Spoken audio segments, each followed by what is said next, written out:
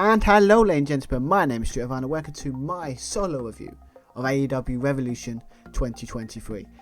Yes, what a show this was. I mean, 8 matches, as always with AEW pay-per-views. I mean, we're all talking about that main event, 60-minute Iron Man match. Wow, what a match that was. Cannot wait to talk about that. As matches, many other awesome matches on this show. But before we get to doing that, if you like what you see here, please like and subscribe. Really do appreciate. The link to subscribe is in the description below. And yeah, let me know what you think about this review. Really want to know what you guys think. Obviously, it's not a distraction as much, and I don't do this as much as I would like. But I would like to hear what you guys think of this review. So yes, let's go and kick off with talking about the opening match, and that was Chris Jericho going against Ricky Starks in a one-on-one match. So let's go. So yes, let's start with Chris Jericho going against Ricky Starks in the opening contest of this Revolution pay-per-view. Obviously, going into this was Jericho's kind of somewhat losing streak he's going through. Obviously, after he lost the ROH World Championship at the final battle at the end of last year, he has been off his game for most of it. He's already lost to Action. He's already lost to him in a random match on. He's already lost to him in a random match on Dynamite at the beginning of the year, and he's already lost to Ricky Starks himself couple weeks ago on the Dynamite as well. So he's on a kind of a losing streak, and so obviously this match was kind of, Jericho was determined to kind of prove that he's back, and he still got it. We're obviously with the Chris Jericho Appreciation Society being banned for ringside, but we all know where that was going to go. Again, great match opening here. Really enjoyed the pacing of this one. I like it, just when you think Chris Jericho is just like maybe he's getting past his prime, he just produces matches like this that make you realise this guy is one of the greatest of all time. And obviously Ricky Starks looked amazing in this match. It's great to see that he's finally starting to bring up his potential that we all knew he had. The guy's great in the mic, he's great in the ring, he's got everything you'd want, be a main event star. And yet again, Chris Jericho made him look like $1 million. Obviously we had a cool thing like earlier, middle of the match, Chris Jericho hitting a cold breaker midair on Ricky Starks. We had a cool big spear by Ricky Starks later on, hitting on Chris Jericho for a near fall. But the kind of what happened here at the end of the match was the situation of, obviously with that stipulation, was always going to be counteracted with obviously Sammy Guevara coming out trying to distract the ref. So and it kind of did work, but they didn't count on the great action coming out and trying to take out Sammy Guevara. But in a way, the distraction did work. The referee was distracted by that while we're doing that. Jericho used his bat, smacked Ricky Starks with the bat into his injured ribs that obviously Jericho worked on throughout the match. Hit that, then he obviously got back up and he's trying to hit the Judas effect, but Ricky Starks was able to block it that he said in commentary no one was able to do, and he was able to hit his finisher on Chris Jericho. 1, 2, 3, and he gets 2-0 on the champion, the former world AEW World Heavyweight Champion Chris Jericho. Great match here. I really did enjoy this. I cannot wait to see where this goes. It's probably going to be a tag match between Action and Rick Starks going against Chris Jericho and Sammy Guevara. That's why I think it's going to go. It's going to be a great opener. Got the crowd really up for this one. And yeah, so really good start. And all I say to it is, it's a really good start. And I cannot wait to see where this story goes. But yeah, great start to the show. So yes, let's talk about the final burial match between Christian Cage and Jungle Boy in this final end of this bitter feud that started, mostly it's been a couple months, near a year now, basic kind of stuff. Obviously with this kind of match, Christian Cage obviously has been out, obviously with his injury to his arm. Obviously they played that to obviously Jungle Boy taking him out a couple of weeks ago, but this whole match was basically his final burial, means the final end of this bitter feud. Obviously it was a really cool match here. We've got to see Christian Cage kind of going for this match, trying to use every dirty tactic he can to get a victory, as he is the dirty heel. Obviously early on, obviously Jungle Boy just went after Christian Cage. He wants to take him out. You got Christian Cage obviously went into the crowd. We had to fight him in the crowd, but this had everything you'd want. Obviously we had the steel steps being used. Was it Jungle Boy trying to break Christian Cage's arm with the steel steps, but he missed. Obviously we had Christian Cage later on using the leather strap.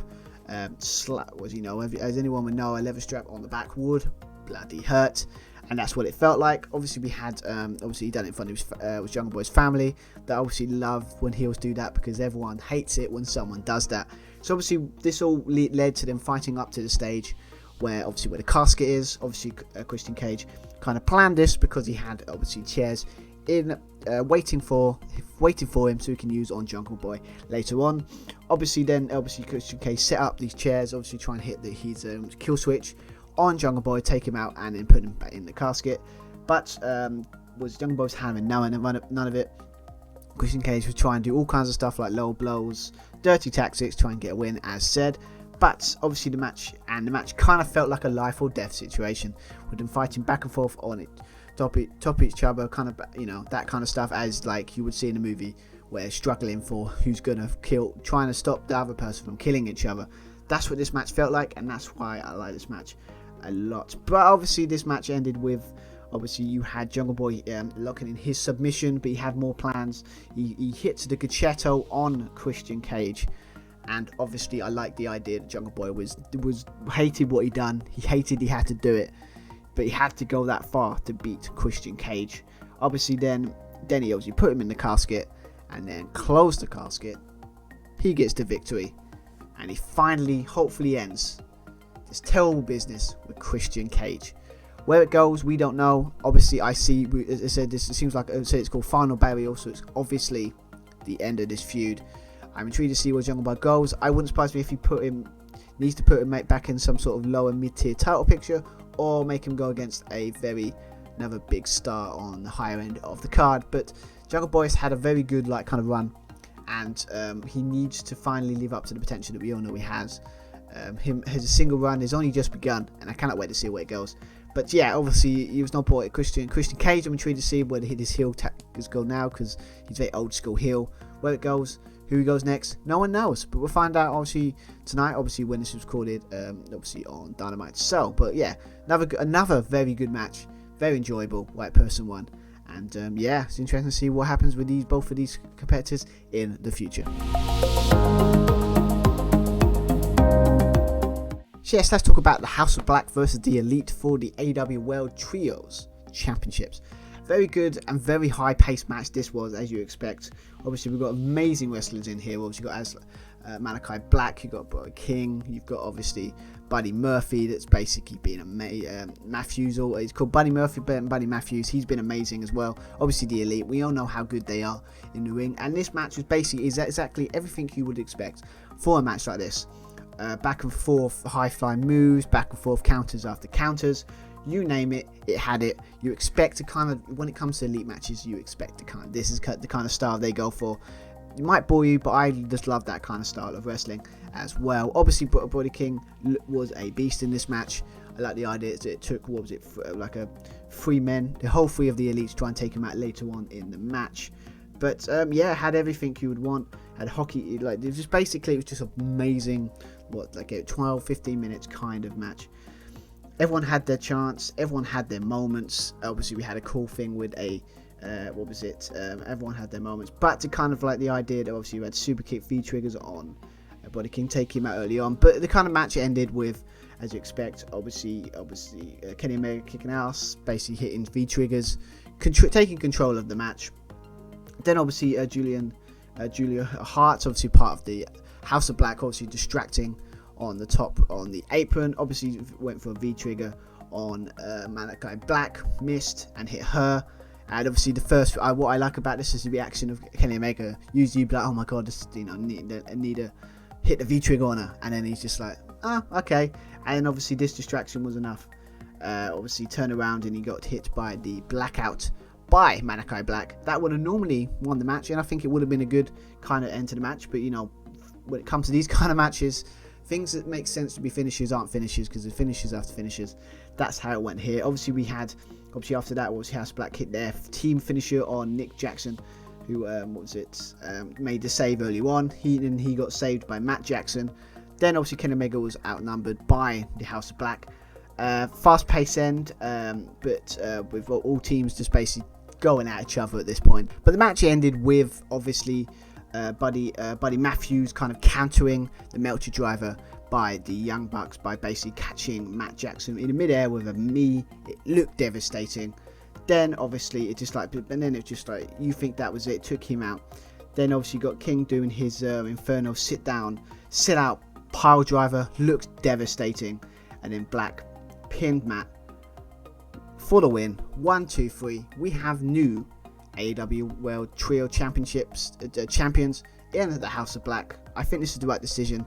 The Elite kind of don't really have anything going at the moment, so, and obviously the House of Black have needed some sort of titles or something to make them credible for a long time. So the idea that, and they looked devastating in this match. The Elite made them look good, and I think it's good for the division of the trio title division that, yeah, the House of Black, because obviously the Elite doesn't really need the titles. I think the House of Black do. So I'm intrigued to see where they go with that. But yeah, great, again, high intensity, high offense kind of match. You expect it when it involving the Elite. House of Black looked amazing. I cannot wait to see where this goes. But yes, new champions, right decision.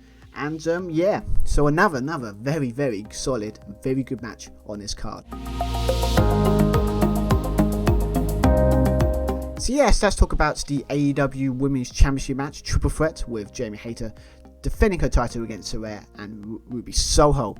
Yeah, this is kind of a story that's kind of like, the story's not really about the title at this point. It's obviously a whole situation of AEW originals against the kind of these outsiders, like that, you know, people that have come in from other companies that made their name, like WWE. They can't say that, so they call them the outsiders. It's very WCW type of thing. Obviously the story is Ruby Soho. What way is she going to go? Oh no, I just realised that actually makes sense for a song. I like that. But anyway, we don't know where she was going to go. Obviously Saraya and obviously Toni Storm have turned heel as the outsiders. Obviously kind of Britt Baker and Jamie Hayter sort of become the de facto faces in this feud. Well, I know I have a fear where that's going to go, but we won't go there just yet. But that was kind of where the match was going to go. But that wasn't really the story. It was more just a standard 10-minute, very good, very entertaining, very solid, you know, title match. That, you know, it's not nothing special in the sense that it's nothing crazy in this match, but it was a good solid match. You know, after the craziness of the other three, I think it was a good place, very nicely. Just have a very solid 10-minute to calm everything down. But it's really good here. Obviously we had was it Ruby Soho doing a crossbody onto the crowd when they were fighting in the crowd, that looked really cool. Obviously again, we obviously had Jamie Hayter showing her power. Obviously when they go back in the ring, with a double clothesline both Saraya and Ruby Soho.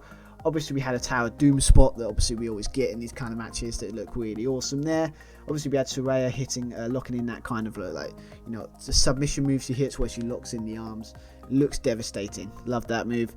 But obviously no surprise that obviously either Britt Baker or Toni Storm was going to get involved at some point.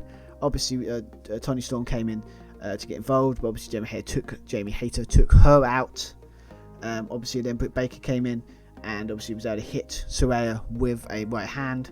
Obviously that with Ruby Soho was able to hit her Destination Unknown, but obviously was able to kick just for a 2. Then Jamie Hayter was able to hit another clothesline Ruby, but then obviously Jamie Hayter hit Saraya hit Saraya instead. Then obviously we had a back and forth pin attempts by Jamie Hayter and obviously Ruby Soho, but it obviously ended with a crucifix pin by Jamie Hayter for her to get the pin 1, 2, 3 and to defend her AEW Women's World Championship. But that's not really the story of this match. The match was good, solid match, but what happened afterwards is really what this match is going to be remembered for, in a way. Obviously after that, obviously Toni Storm didn't like this, attack Jamie Hayter after the match. Obviously then Saraya got involved. Then obviously Britt Baker came for the save, but then, you know, and then you've got Ruby Soho kind of standing there like she didn't know what to do. Looked like she's made a choice when she chucked out both Saraya and Toni Storm. Looks like she was going to join the AEW Originals, but then to a shock, I don't think it's a weird one. This one is obviously just when he thinks she turns heel, she hits was it a Destination Unknown, and obviously that move, I can't remember what it's called, that former move where she just basically like drops on her and it drops on the floor, and you know, her foot hits the back, you know, the jaw of obviously Britt Baker there. So she's turned heel, she's joined the Outsiders type situation, and yeah, I mean, interesting choice. It doesn't actually make any sense. Why didn't she just do it in the first place? Obviously, why it would have been made more sense if she maybe waited and then she didn't want to get involved and then she just turned on them. Would have been a bit more, looked better. But obviously it's just like, well, she took them out, and then obviously just like, so Saraya and Ruby Soho took them out first, and but then obviously joins them, and then so it's going to be a very fascinating explanation on Dynamite tonight. But yeah, I mean, obviously it's going to set up probably a big, I think it's I don't know if a big, is it that time of year for Blood and Guts? It's probably going to set up a big match like that. If it's going to set up that, I can't wait for it. Don't be surprised, this is my theory, that Britt Baker's going to turn on Jamie Hayter and obviously join the Outsiders, because it doesn't feel right that Britt Baker is not to heel, and it seems like, why would she be happy with her understudy having the championship, where the reason she had an understudy is because she wanted to have all the attention. So expect a turn at some point. If there was a Blood and Guts, that's where it's going to go. But yeah, good match. Obviously up to the court, it's not as good as maybe the matches before or maybe later on, but you can't always have amazing matches. We can have solid good matches, and this is what this was. I enjoyed it, but if I was gonna put the week of the throughout the show, I would say this might have been the week of the matches, but then it's not always a bad thing. So, but yes, it's a good win there. Not sure about the heel turn, but we'll find out on Dynamite tonight. So yeah, but overall, good stuff here. So yes, let's talk about this unbelievable match in the Texas Death Match between Jon Moxley and Hangman Adam Page, and all I can say is, finally, this is what a Texas Death Match should be. A match that has death in it should be brutal, it should be bloody, and it should be uncomfortable to watch, and this is exactly what this match was, and I loved every minute of it. Maybe I'm a sick person, but maybe it's just because I think in a match like this you've got to go overboard, and exactly what happened here. We had hard shots by both Jon Moxley and Adam Page. We obviously had blood. We had multiple use of the barbed wire. I mean, you obviously had barbed wire around the chest. You had barbed wire around the hands. You had a barbed wire chair. You had boards that had barbed wire on it. It had everything you would want. And you know where this was going to go. I had all kinds of stuff. Obviously, I felt so for Hangman Adam Page. The kind of stuff he was going through was unbelievable. But as always, obviously had their kind of shots. Obviously, Jon Moxley was the one that bled early. That was really cool. But obviously, we had multiple, we had Jon Moxley wedging the kind of barbed wire chair into the corner. Obviously, we had Adam Page going straight into it. That was freaking mental, by the way. Obviously, at times it was hard to watch. Jon Moxley is a very sick man. I cannot wait. Obviously, we had Adam Page trying to use the barbed wire on his chest to kind of use it to attack Jon Moxley with that moonsault he does on the outside. Obviously, we had use of bricks there. Obviously, Jon Moxley bought some bricks and used it to break the hands of Adam Page. I always like kind of stuff. But yeah, back and forth, bricks were used. Had all kinds of weapons. It got brutal. It got uncomfortable. We obviously had Jon Moxley. He hit a power driver on the like a chain he got later on. But yeah, obviously the bit we obviously have to point out is basically we had two boards set up on both sides, one near the stage, one on the left side of the ring. Obviously Jon Moxley went through that one when obviously Hangman and Page were trying to go for a dive, and he did, and he put him through that barbed wire board. Obviously then later on, Hangman and Page went through the other board, but obviously after pushed off there, went through it. No, it was basically he was at the top rope, and then Jon Moxley pushed him, and he went right into that board. Unbelievable. But yeah, obviously kind of match ended with obviously Adam Page hitting his buckshot lariat, trying to go for buckshot lariat, but then Jon Moxley countered into the Death Rider finisher. Then Jon Moxley hits the stomp, Seth Rollins kind of homage there onto the bricks. Obviously Adam Page tried it, but that didn't work. Hangman and Page was able to hit a sleeper, but Jon Moxley hit a low blow. But then obviously the brick situation with Jon Moxley using it throughout the match didn't work out, because obviously Adam Page hit him with the brick, hit the buckshot lariat, and then used the chain to choke out Jon Moxley. He tapped, and Hangman Adam Page wins this bloody brutal match. I am not doing it justice. But the funny thing is about this pay-per-view is this will probably stand out. But obviously other matches came through. But yeah, I loved it. I think it's exactly what a Texas Death Match should be. Both men look great. Jon Moxley is a very sick man. The other thing we should point out, I just remembered, is that he obviously used a thing with a fork, sticking a fork into Adam Page's forehead. Just remember that one. Probably because I wanted to, not talk about it, because it is really, really messed up. But it's exactly what this match should have been. Adam Page looks great. Jon Moxley, I don't know where to go for it. He's supposed to heel in this, but I don't know where. He can never really be a full-on heel, can he? But wherever it goes, we don't know. But Adam Page wouldn't surprise me if this was a springboard to him eventually going against MJF at some point in the near future for that AEW World Championship.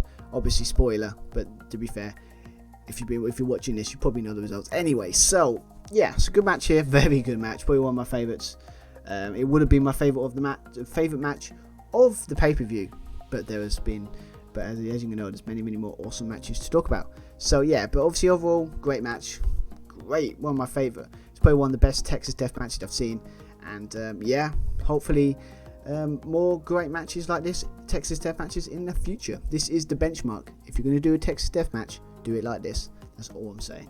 But yeah, overall, good match, and continues a good run of very, very high quality matches in this pay-per-view.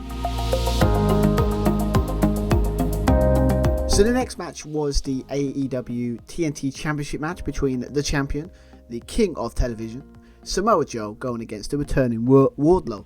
That obviously has come back after a couple of weeks out. Obviously after Samoa Joe cut his ponytail that apparently was important to him because of something to do with his father. But yeah, this kind of was a weird one because obviously this match came straight after that. Was it unbelievable Texas Death match? So it's like a situation of the crowd was kind of like exhausted because of how intense that match was. So this match, kind of like the crowd weren't really into it. No one was really into both of these guys. So the energy wasn't there in this match. But nothing really too crazy happened in this match, really. The only good thing I would say probably was the ending with Samoa Joe kind of trying to hit, counter and trying to hit his own version of that powerbomb that Wardlow does. And yeah, and obviously we've got to expect that Wardlow obviously locked in a Samoa Joe's sleeper, and Samoa Joe actually tapped out to his own, and he just tapped out to his own submission move. This was a weird one because it's just like, it doesn't really stand out. It's just very good. It was a solid match. Nothing really to write home about. But yeah, I mean, we'll see Wardlow getting the win, obviously coming back, so it makes sense. Obviously with the leader of the Revolution, Powerhouse Hobbs. Obviously that match again tonight, prior to obviously me recording this. That could be good. I mean, it wouldn't surprise me if Wardlow loses the title straight away because Samoa Joe getting involved, and Hobbs has a chance, because I believe that Hobbs should have a chance. And also it would be nice to actually someone actually, it's very rare, I can't remember last time off the top of my head, that someone's won that ladder match and then actually done something with it. So it's a match that obviously was always going to suffer from that, Texas Death match. But I mean, Samoa Joe looking great, obviously with Ring of Honor starting out this week, last week. I'm tempted to actually check out that, see what it's like. Interested to see what he does there. But obviously Wardlow, ever since, it's always been, basically, he hasn't hit the heights that we all thought ever since that, obviously the turning on MJF thing, one about last year. The whole thing with MJF is kind of, his momentum hasn't really been the same, and I don't know what they're going to do with him, because obviously he's won the championship back, but I don't know if it's like going to help. He needs a better he needs something that will grip the audience more, like when he was the bodyguard of MJF. So what will he do? I don't know, but yeah, strange one, this one. It's not exactly a memorable match, not exactly a standout match, and it's solid and fine, but it seems like a match that would have been okay on a Dynamite. But on this pay-per-view, it feels a bit out of place for me. And yeah, but to be fair, they had no hope in that Texas Death match. So yeah, I don't know. I mean, interested to see what they do on Dynamite. But I think Hobbs will win it. Honestly, I think Wardlow doesn't need that championship, because obviously he had it for a while and didn't do anything for him. So I think he should go Hobbs, let him have the chance to shine and show why he's called Powerhouse Hobbs, and see what he does there. So that's what my prediction for that is. But for this match, not exactly crazy, not exactly loving this one. But Wardlow winning makes sense for the story, I guess. So yeah, good stuff here. So I don't know. Let's see where it leads. So yes, let's talk about the 4-way tag team match for the AEW World Tag Team Championships, with the newly crowned champions, the Guns, defending their title against the former champions, the Acclaimed, Jay Lethal and Jeff Jarrett, and Orange Cassidy and Danhausen, in a very, very, very good match. Very good. Everyone really doing well here. I think it's exactly what you expect of a kind of 4-way kind of tag team match. Everyone had their chance to shine. Obviously, it was quick paced, a lot of stuff happening, going on. Obviously, what I like about this match is it shows the tag team division is still kind of alive in a way. We had the problem obviously with the whole trios thing, where a lot of the tag teams that are in tag teams are now become trio teams, and they've kind of been on that level. But obviously the tag team has suffered a bit. But I mean, that feud against the Guns and Acclaimed is really good there.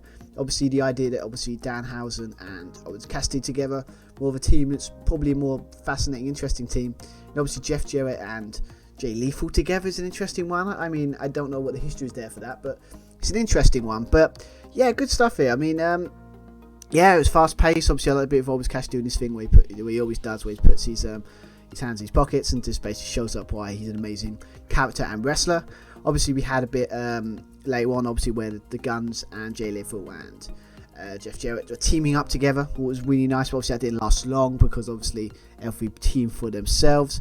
Obviously, then later on in the match, we had I call him the big guy, but the kind of Singh, that kind of big guy of that was Jeff Jarrett and Jay Lethal kind of team coming in there, taking out both the Guns and obviously trying to take out Danhausen, but obviously Danhausen was trying to curse him, but he's too big. The man's too big to curse. So he came in, but obviously was Sanjay Dutt come in, and obviously he got his pencil broken, and I think he got cursed as well. But yeah, and obviously he got but they did take out that big guy Singh. Obviously he got taken out, low blow, but he got hit Fainalsa on him, take him out.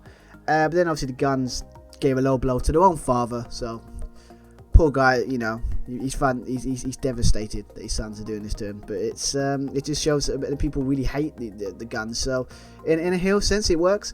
But then obviously when it comes to the match, obviously with all this commotion, all this craziness, obviously Jeff Jarrett was using it as an excuse to use his guitar on Andy Bowen. But obviously the ref saw it. And basically she was like, I'm not having any of this. Takes the guitar away. Obviously with this distraction, Jay Lethal hits it gets the Golden Globe, hits Bowen with it. Hits Bowen with it, and obviously hits his kind of finisher on him, but he was able to kick out Jeff Jarrett was devastated with the ref, like saying it's disgraceful. He obviously pushed obviously back and forth. Obviously the ref didn't take any of Jeff Jarrett's kind of crap. But the match kind of ended with all this commotion. The Guns were able to hit their finisher on Danhausen. They didn't see it coming, and they get the victory, and they are still your AEW World Tag Team Champions. But yeah, I mean, good stuff here with the match. Obviously, we must talk about afterwards. Obviously, they got interviewed by Renee Paquette, and obviously talking about how how disrespectful and they're still champions. Then obviously the FTR come out, the big return of FTR, and obviously I haven't seen them for a while. Obviously talk of they're not sure if they're going to sign again, so them coming back is really cool. So that sets up a really interesting feud between the Guns and FTR. That's really awesome. So that happened, but obviously they got taken out, and a shatter machine on both the Guns, and basically they took them out and holding the titles up high so that we know what their intentions are going forward. But yeah, I mean, good tag team match, high pace, very good as you expect from all these. Everyone in this match is very good at what they do. I'm obviously going to see. Obviously, we're going to get a Jay Lethal versus Orange Cassidy match for that All Atlantic Championship on Dynamite tonight. So that's going to be a fascinating match to watch, and keep an eye on that one. Obviously, the Acclaimed. I don't know what the Acclaimed going to do, but I'm intrigued to see, because obviously they've now lost the tag titles. I'm assuming there's going to be some sort of triple threat at some point with FTR being involved for them tag titles, I assume, because I just don't see the Acclaim being out of the running just yet. But yeah, good match. Really sets up the kind of match that's the main event that we're obviously going to talk about in a bit. But yeah, solid match. A lot of stuff going on. Really fun, awesome moves going on. Everyone looked great. But yeah, the Guns winning makes sense, because I think them winning it and then losing it weeks after doesn't make any sense either. And yeah, and it'd be interesting to see what they do. But yeah, good tag team match. But yeah, solid match going into the main event. So here we are, the main event of this, and the match that's probably going to be remembered from this Revolution show, the 60-minute Iron Man match for the AEW World Championship. The champion MJF defending against Bryan Danielson. And wow, What a match this was. When it comes to 60 minutes, I'm a bit of a short-tempered, or should I say short-fused when it comes to stuff like timing. Things take too long. Sometimes with wrestling matches, I do get bored quite easily. So I was a bit worried that was going to 60-minute IMO matches, that you always worry that you're just going to be looking at the clock, it's going to be a slow pace. And this match didn't feel like 60 minutes at all. It flew by. Before you know it, it was like 20 or half an hour in, and it felt like it only hit doing 5-10 minutes into this match. It was paced perfectly. I haven't seen an Iron Man match this good probably since was it Kurt Angle, Brock Lesnar 2003 Iron Man match on that 2003 edition of SmackDown. Still one of my favourite Iron matches of all time. I know everyone talks about Bret Hart and Shawn Michaels, that obviously was kind of teased in this match, but that's my favourite because I have good fond memories of that match. But it's up there. This match, it's up there. It's so good. Sometimes matches like this remind you why you love pro wrestling, why it's such a unique and awesome form of entertainment. This is how good this match is. This is my feeling. This is how good this match was. But yeah, obviously, we're to talk about the cliff notes, the beats of this match. It was, obviously you got MJF kind of like he's not confident going into this match because obviously Danny Bryan, 60-minute endurance matches, it's his wheelhouse, it's what he's good at. So anything's benefiting from that, it's not MJF, it's Bryan Danielson. I mean, obviously we got him, was it MJF trying to get away as you expect from the heel, as he's been doing for basically shortcuts to get away. Danny Bryan toying with him, putting him in submission moves, basically saying this is my match, you're not going to get away with this. Wrestling good, obviously goes some basic wrestling kind of holds, like, tosses and all that. It was really cool stuff. MJF trying to play mind games, trying to go into crowd. We obviously had the thing that everyone talked about online with obviously MJF throwing a drink in front of the kid. Wasn't planned, totally a thing, but from what I've heard, he's basically that kid got to meet his favourite wrestler, Hobbs, backstage, and everything's all resumed. But it's old school heel. Basically, he's a complete dick, and that's why everyone wants him to get his ass handed to him. Yeah, obviously after this, we obviously had MJF working on that shoulder, the injured shoulder, obviously that, and obviously we had a thing later on with MJF trying to do like a very uncharacteristic, moonsault, springboard moonsault to the outside, but obviously land on his leg, very similar to stuff he's done before in title matches, and was it Hangman and Page and CM Punk, where he's working on the leg. This time it looked like it was legit, or it wasn't a trick to try and trick the audience and that kind of stuff. Obviously we had a thing later on where not even in the first fall yet, obviously we had Bryan Danielson hit a nice sunset flip powerbomb that looks amazing off the top rope. We have MJF kind of doing a super kick, and obviously being a thing where he basically was like taking the mick out of Shawn Michaels. Yeah, obviously let's talk about the falls. We've got MJF hit, Bryan Danielson hit a running knee to get the first fall. You got the second fall when MJF you hit a low blow. I was a bit confused watching this bit because obviously there's no time minute breaks in this one. So basically, like normally you would get like a ring bell or announced it. Like someone announced it. So like when it was shown like 2-0, like well, where'd that come from?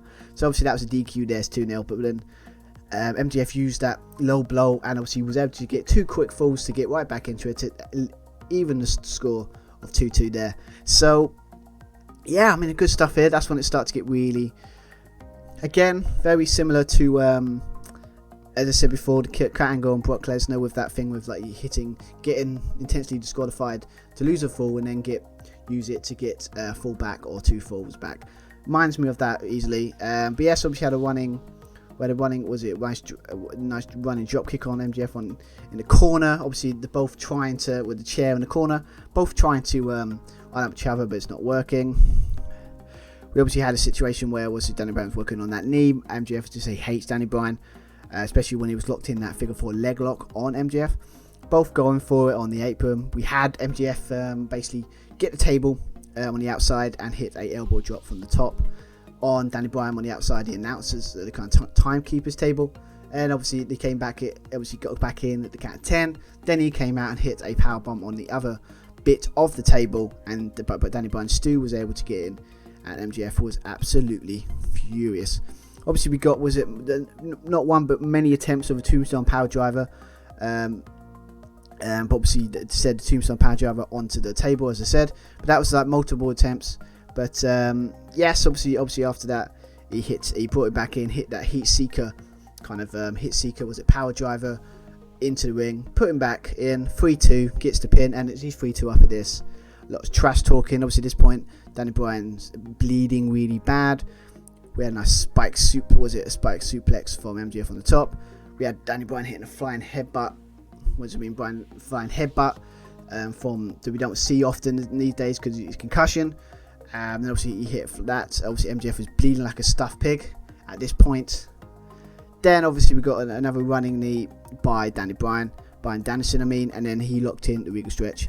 MJF tapped, and it was 3-3, and we're getting close to 15 minutes at this point. Yeah, it was basically an end-to-end tense stuff at this point. Then obviously MJF locked in the salt of the earth, but then Bryan countered into the label lock. Then MJF countered into salt of the earth. Then obviously changed to an arm bar. Then he stretched Bryan Danielson's whole body, with bring his arms and his legs, really trying to make him tap. Didn't work. Back and forth attempts. Got MJF hit another second heat seeker for near fall. The big move, obviously, right at the end, is a situation of got the half bot. Is a situation of he hit a tombstone power driver right from the top. MJF on Bryan Danielson. He couldn't basically he took him out, tried to go for the pin, but he just kicked out. But he locked in a half Boston Crab on MJF. Danny Bryan countered it, half Boston Crab, and basically seconds remaining, MJF was just about to tap, but what he did is he waited until the clock went, then he tapped just after. The match ended in a draw. That's what we thought anyway. Obviously, it feels like it ended the draw, but then obviously Tony Schiavone gets called by Tony Khan on the headset that this match is not going to end this way, and it's going to be back to sudden death rules. Haven't seen that in a long time. Love it. So then obviously MJF isn't happy. Then he pushes the ref. Then Danny Bryan used this distraction, Bryan Danielson, to do a roll up for near fall. MJF was cheating at this point, trying every trick in the book, as you expect. It's pretty much his wheelhouse these days. He hit a low blow, then try to go for a roll up and near fall. He tried to use the belt. The ref, you picked up the AEW World Championship, tries to use the belt, but the ref said if you want to do it, you lose this match. He puts it down, but why he was putting the thing away, the belt away, the ref, he got his ring, the famous diamond ring that he's used to win multiple matches, but he tries to use it, but obviously Danny Bryan gets out of the way. Then obviously Bryan Danielson hits a devastating reverse Hurricane Rana, and then he goes to a running knee, and MJF just kicks out. This match is still going on. Then obviously Bryan Danielson locked in another Boston Crab. But then obviously the ref took that ring from his finger, so he can't use it in the match. MJF, it all looks like it was going against MJF. But then obviously he was able to get out, and obviously he goes to the ropes, and he basically to try and trick this fade like split the heel. Basically he got to the ropes, but then he tapped, and then Danny Bryan thought he got the victory. But why he was distracted by thinking he's won the match, we'll point out obviously when after the end of the normal time, he had it was an oxygen tank that he used, obviously trying to make sure he's breathing okay. He picked that up, and obviously when Danny Bryan realised what was happening, he came out to the ring, and without the ref seeing, hit him with the propane tank, or with the oxygen tank. He's out. Then obviously to put insult to injury, he locked in Danny Bryan's own label lock. With all his heart, he tried everything. He looks like he was going to get out of it. MJF's face was a picture, but it was too much for him, and he tapped. MJF made that Bryan Danielson tap out to his own move, and it's still your AEW World Champion. And I mean, I've just talked for like 10 minutes about every beat in here. I know some people probably think pretty bored of me talking about it, but just there's so many cool stuff in this match. I love this match. I think it's one of my favourite. So I know we're only in March, but this got to be up there, one of my favourites of the year. So good, it's so good. It's watching this. Sometimes I need a reminder why I love this thing, why I love wrestling, and this match proved it. The Sami Zayn situation, obviously with him turning, I love the story beats. I love great long-term story booking, but this is just great pro wrestling. It had blood, it had everything. It was just so good. All I should suggest watching this match. What happens next, we don't know. I would say that obviously MJF would not want a rematch, but Bryan Danielson would probably want to have a rematch at some point. Wouldn't surprise me if there's a situation where they're in Bryan Danielson's hometown at some point. That can where it goes. But MJF has just been so good. I mean, he's so good at being a colossal dick. And this reign, I've got a good feeling where this is going to be a very, very successfully good reign. Sometimes I forget how good MJF is. We'll say how good he is on the mic and how good he is as a character. But sometimes I forget how good this man is in the ring, because he was outstanding in this match. I mean, it's my own fault I forget how good he is in the ring. Because obviously I still go by the homage of basically like you could be good in the ring but not good on the mic, but you could be good on the mic, or we could be good in the ring but not good on the mic, but sometimes you can be good on the mic but bad in the ring. This guy's got both. The guy's a complete star, and Bryan Danielson's made him look like $1 million, and the idea that he's made him tap out of his own move, unbelievable. But Bryan Danielson, I see there's a rematch on the card somewhere. I don't know where they were going to go with it. I mean, it's either a cage match or, I mean, Blood and Guts is coming up soon. Maybe they can put it into a cage match. Maybe they can have like some sort, I don't know. I think a normal match probably would do it, or some sort of way to stop him from cheating would be a way, and see where they go from there. But I mean, I don't know what to say. What a match. What a match. Oh, I mean, what a way to end the show. I mean, for a show that's been very, very good. I love it. I love this match so much. I cannot describe how much I love this match. This is so good. If you have a chance, check it out. Great match and an awesome way to end this very good show. Very good. So check this match out. You will not regret it. So yes, that was my thoughts on AEW Revolution 2023. My God, what a good show this was. I mean, I don't want to say AEW as much as, or know what's going on as much as that WWE, but what I like about this is obviously you can go straight in and it kind of reminds you how good this company can be and put a very good show. I don't see most of these matches were very top notch. I mean, you got a couple, maybe the Wardlow Samoa Joe matches was probably a bit off. The triple threat for the women's title wasn't as good. I mean, they gave it 10 minutes, but that'd be remembered more for the turn and less about the match, sadly. That was alright. But yeah, except for those, maybe two. Most matches are freaking awesome. I mean, I gotta be honest, like the Chris Jericho and Ricky Starks was a great, really fun match. We enjoyed that. Shows how good they are. Christian Cage and Jungle Boy, very entertaining, gave enough time, right result. Obviously we got the AEW the 6-man tag for the AEW World Trio Championships with the House of Black winning. It makes sense. Love that. Obviously we got the, as I said, the triple threat for the women's title wasn't as good as what the shock afterwards is. Obviously Texas Death Match, if it wasn't for the main event, would have been my favourite, because that was outstanding. Obviously, we've got Samoa Joe and Wardlow. It's a bit disappointing. What can you do after a magnificent Texas Death Match? The full way for the AEW World Tag Team Championships. Awesome, great stuff. Obviously, the Guns winning makes sense, but obviously with the FTR, that sets up something really cool. But I like that. But obviously, the main event is going to be what this show is going to be remembered for. Unbelievable. It's probably up there, one of my favourite Iron Man matches of all time. I would say it could possibly eclipse the Kurt Angle Brock Lesnar match that is my favourite of all time. But I need to at some point do some sort of nice review of my favourite matches of all time, just because I'm tempted to go back and watch that and see if it stacks up to this one, because it's so good. So good. Definitely check it out. But yeah, so obviously when it comes to what rating would I give this show? What rating should I give this show? I'm tempted to give an 8 out of 10.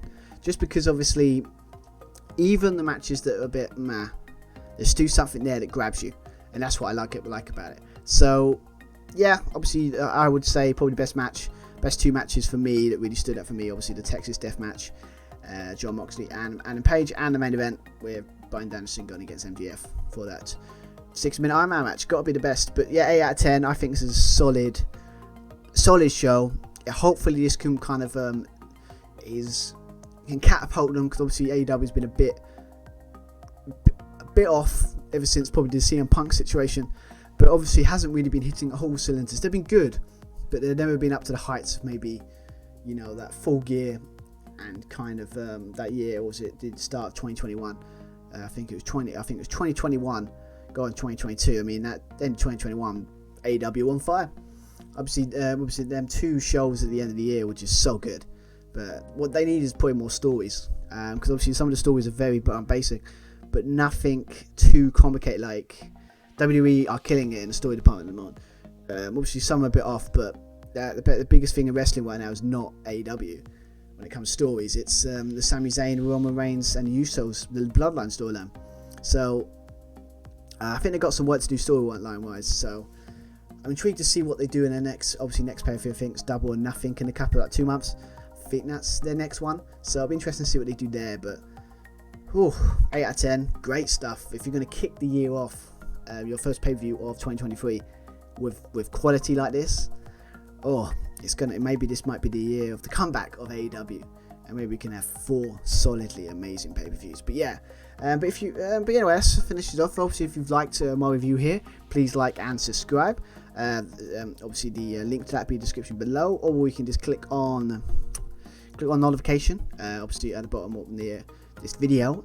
Yes, obviously, I'll be back. Obviously for WrestleMania. Obviously, that's going to be next pay-per-view. It's going to be at start of next month, in April. It's going to be, I'm looking forward to WrestleMania a lot, so it'll be interesting to see what we can do there. I do hopefully plan to try and do some maybe other videos building up to that, because obviously it's WrestleMania and I want to do some bits quite big. So obviously it's probably going to be just myself for the near future. Obviously I think it's just going to be Josh is he's just a very busy guy, and he's just really good at what he does. So it's so hopefully it's maybe WrestleMania, maybe we can do something big. Maybe we can get back and we can maybe that special with me and him doing reviews again, because I would love that, because I do miss talking about wrestling with Josh. But that's not the way it is at the moment. But hopefully you enjoyed just myself for the last couple of months. So I hope you enjoy, and yeah, please like and subscribe. So I don't have more to say. I've been Stuart Irvine, and I'll be back for WrestleMania. And I cannot wait for that. So yeah, definitely can't wait to talk to you guys about that. So until then, enjoy the rest of the week and have a good one, everyone. See you, everyone. Bye bye.